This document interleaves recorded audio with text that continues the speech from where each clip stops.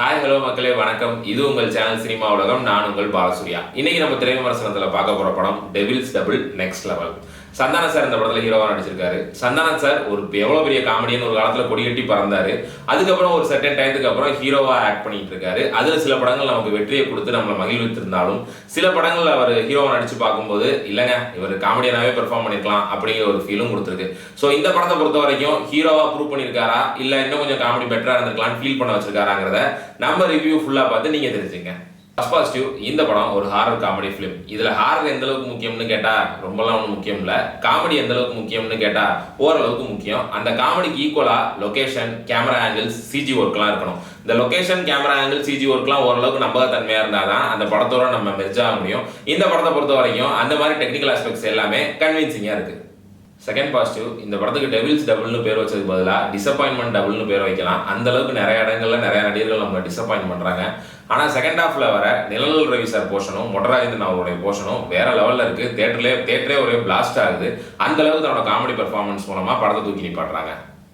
First negative, Santhanam படத்துல Santhanam positive இல்லையான்னு கேட்டா இல்லைங்க.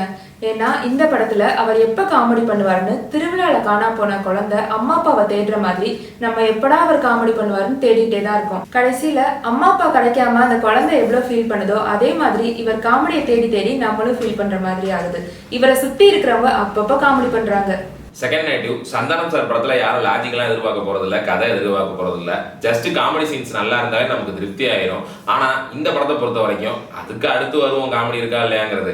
இந்த காலத்துல நல்ல நடிகர்கள் டேட்டு கிடைக்க மாட்டேங்குது. அப்படியே டேட்டு கிடைச்சாலும் நல்ல தேட்டர்ஸ் கிடைக்க மாட்டேங்குது. ரிலீஸ் ஆகும்போது அப்படியே நல்ல தேட்டர்ஸ் கிடைச்சாலும் நல்ல ரிலீஸ் டேட் கிடைக்க மாட்டேங்குது. ஆனா இந்த படத்தை பொறுத்த வரைக்கும் நல்ல ரிலீஸ் டேட்டு, நல்ல theatres, at the same time நல்ல ஆக்டர்ஸும் இந்த படத்துக்குள்ள இருக்காங்க. ஆனா இவ்வளவு இருந்தும் நான் ஃபர்ஸ்டே சொன்ன மாதிரி ஒரு பெரிய காமெடி சீன்ஸோ இல்ல சூப்பர் பா அப்படின்னு சொல்ற அளவுக்கு ஒரு மொமெண்ட்ஸ் இந்த படத்துல இல்ல.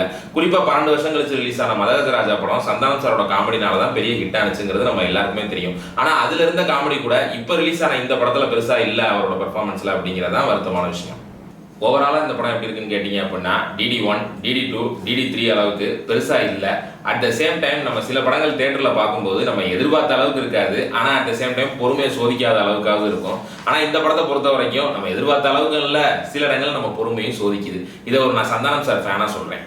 இந்த படத்துக்கு நம்ம சினிமா உலகம் சேனல் கொடுக்குற மார்க் 5க்கு 2.25 ஆர் 5க்கு 2.5 கொடுக்கலாம். ஏன் இந்த படத்துக்கு 2.5ன்னு சேர்த்து சொன்னோம்னா இந்த படம் குழந்தைங்களுக்கு பிடிக்க வாய்ப்பு இருக்கு. இல்ல நீங்க குழந்தை மனசு இருக்கிறவங்களா இருந்தா இந்த படத்தை மன்னிச்சு ஒரு தடவை பாக்குறதுக்கு வாய்ப்பு இருக்கு.